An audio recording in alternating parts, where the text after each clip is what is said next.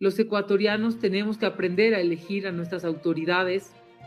Tenemos que los dos últimos gobiernos ganaron las elecciones en base a mentiras. El gobierno del señor Noboa está basado en una oferta de campaña que él ha incumplido. Ustedes recordarán que en la campaña electoral el señor Noboa dijo al pueblo ecuatoriano que iba a bajar el precio de los combustibles y que iba a bajar también el precio de la tarifa eléctrica. ¿Qué es lo que vemos? Que ha hecho exactamente lo contrario de lo ofrecido en campaña. Y hoy enfrentamos ya una subida, una alza a los combustibles cuando se subieron los 3 puntos del IVA. Porque los combustibles también llevan grabado IVA. Ahí hay una primera alza del precio de los combustibles y ahora el retiro de los subsidios. Sin que haya una planificación ya de qué manera, en qué sectores, qué medidas de compensación se va a dar a los sectores afectados, que no es solamente el transporte, ojo, también son aquellos ciudadanos que trabajan en el campo, que tienen un autito, una camionetita, y con eso pues sacan lo poco que producen a vender en los mercados. Muchísima gente en la sierra y en la costa que se dedica al comercio también y usa su vehículo para ello. Clase trabajadora, clase media, se ve afectada por esta decisión. ¿Qué es lo que va a lograr? Ahorrar cerca de 600 millones de dólares, que no será toda esa cantidad, porque dice que habrán medidas compensatorias, que no sabemos cómo las va a aplicar y cuáles van a ser los mecanismos para verificar que no se haga un abuso de esta medida y que no exista una desviación de recursos. Si se quiere mayores recursos en el Estado, yo propondría que debió haber empezado el presidente Noboa por pagar la deuda que tiene con el Servicio de Rentas Internas. Recordemos que la empresa Noboa es una de las principales deudoras con el Estado ecuatoriano, que debe más de 60 millones de dólares a los ecuatorianos. Más de 90 millones de dólares que podrían servir tranquilamente para infraestructura, para inversión, para educación superior, para que nuestros niños puedan volver a las aulas de clase. En eso deberíamos estar invirtiendo, pensando, no hay un plan de cómo volver a retomar esos niños que han sido presas de la violencia y la delincuencia, que las cifras nos dicen, los datos, que cerca de un 60% de los integrantes de las bandas delictivas son niños y jóvenes que no están en las aulas de clase hoy porque existen restricciones de acceso a la educación, como por ejemplo padres que no tienen empleo, que no tienen para comer, quieren llevar a sus hijos a la escuela y les piden que paguen para el arreglo de la infraestructura.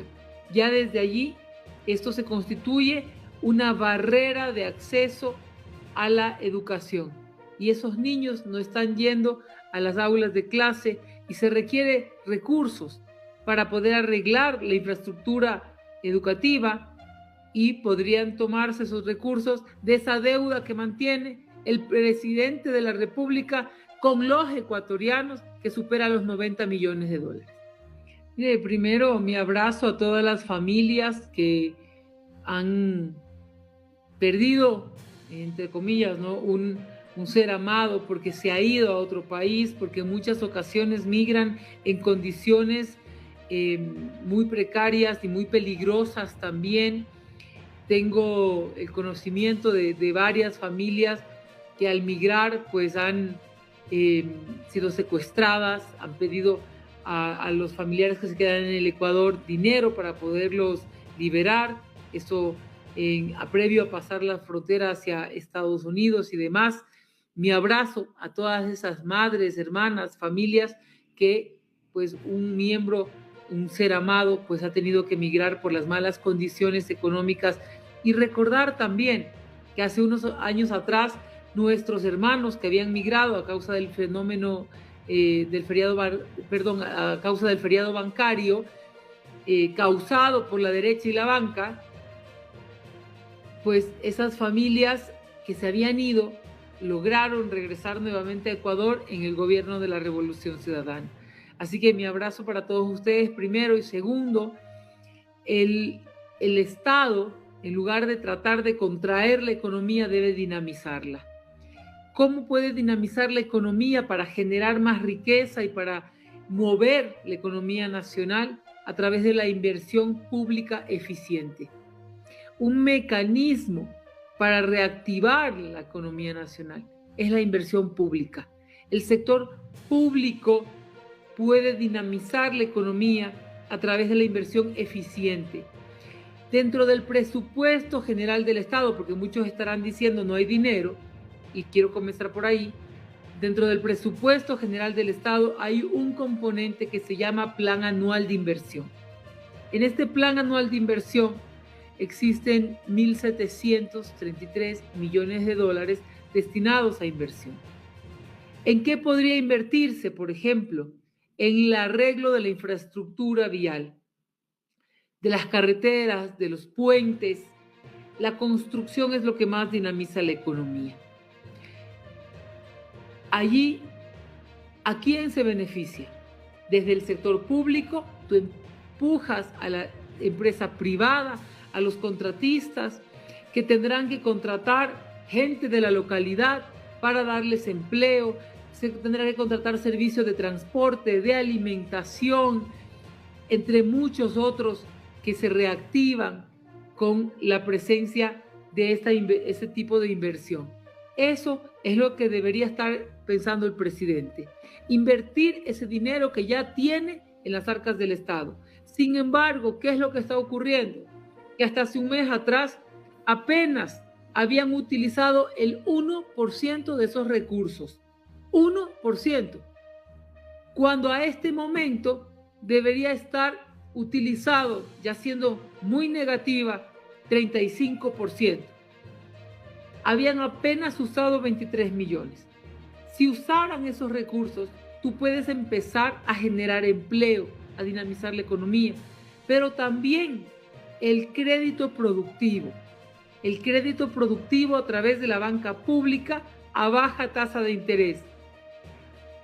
Devolverle la institucionalidad a la CFN, Banecuador y el Banco del Pacífico, que son bancas públicas, bajar la tasa de interés, abaratar el acceso al crédito para que la gente pueda emprender, para fortalecer a la pequeña y la micro empresa, para que puedan empezar a generar y producir, generar empleo. Todo esto se puede hacer desde el Estado, pero vemos que tenemos un gobierno que primero no cobra los impuestos a las grandes fortunas, porque él mismo es deudor del Estado, la familia Noboa. Y segundo, no saben cómo gestionar el sector público porque nunca han estado en el sector público y no saben cómo funciona los ministerios, las compras públicas, ni siquiera saben cuáles son las necesidades de la población. Doctora, le corto en este punto nada más. Si considera usted que existe dinero en las arcas del Estado y de hecho que tiene que haberlo para la salud, para la educación, son los sectores que más afectados están. Para que las personas puedan trabajar, pues tienen que gozar de salud. Para que las personas puedan tener o hacer inversiones o hacer emprendimientos, pues tienen que tener una buena educación. Pero lamentablemente son las zonas que más han sido afectadas. Estamos hablando de la educación, estamos hablando de la salud, donde no se ha invertido, pero sí hablamos de grandes porcentajes, por ejemplo, de desnutrición crónica infantil a nivel nacional. ¿Dónde está ese dinero? Bueno, primero hay que analizar que los recursos están en las arcas del Estado, que hay una mala ejecución presupuestaria. Como les decía, solamente en inversión hay 1.733 millones de dólares, es decir, lo tiene el gobierno a su disposición para invertirlo, pero no tienen la capacidad, porque no tienen el conocimiento ni la expertise para el manejo del sector público, porque son un gobierno de gente improvisada, desconocedora de cómo funciona el Estado y que también desconoce las necesidades de la población. Nunca han estado en Salinas de Guaranda, nunca han estado recorriendo el territorio para saber qué necesidades tiene la gente, en dónde tienes que hacer una escuela, un hospital, un centro de salud, una carretera, qué tipo de carretera tienes que hacer. Están desconectados de la realidad nacional y por eso sí es importante que los ecuatorianos sepamos analizar bien el voto antes de elegir los gobernantes.